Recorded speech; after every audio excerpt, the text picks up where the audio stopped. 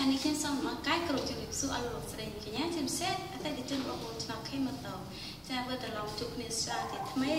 សម្រាប់កម្មវិធីកាលផលឆ្នាំលទី473នៅថ្ងៃទី5ខែកក្កដាឆ្នាំ2016ហើយនៅក្នុងថ្ងៃនេះរង្វាន់ជ័យផលរបស់ឆ្នាំឡូតូលក្ខី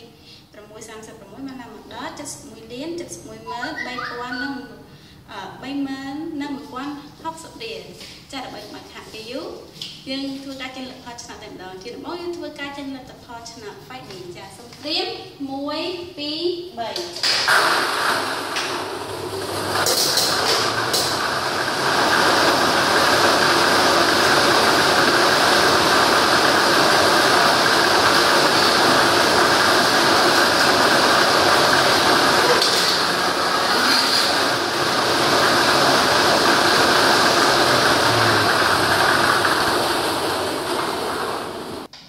ចាលទ្ធផលឆ្នាំ Fight នេះបានចេញមកហើយនេះខ្ញុំសូមធ្វើការប្រកាសជូនតែម្ដងនៅក្នុងពីប៉ុងទី1មានលេខ7ក្រុមពី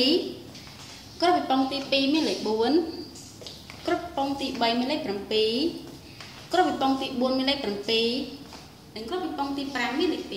2ចានេះខ្ញុំសូមបញ្ជាក់ជូនម្ដងទៀតដែលមានលេខ7លេខ4លេខ7លេខ7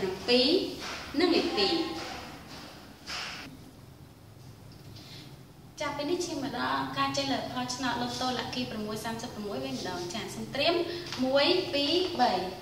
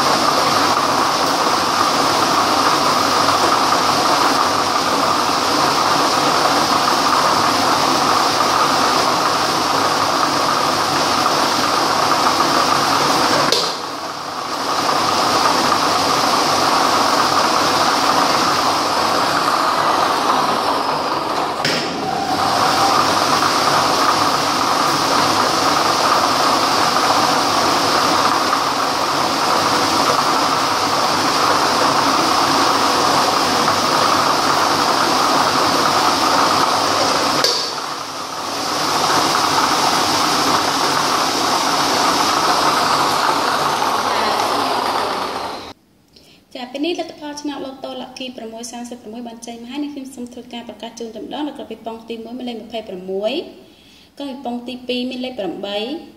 ប៉ុងទី3មានលេខ25ក្រុមពីប៉ុងទី4មានលេខ11ក្រុមពីប៉ុងទី5មានលេខ19និងក្រុមពីប៉ុងទី6មានលេខ6ចានេះខ្ញុំសូមបញ្ជាក់ជូនម្ដងទៀតដែលមានលេខ26លេខ8លេខ25លេខ11លេខ19និងលេខ6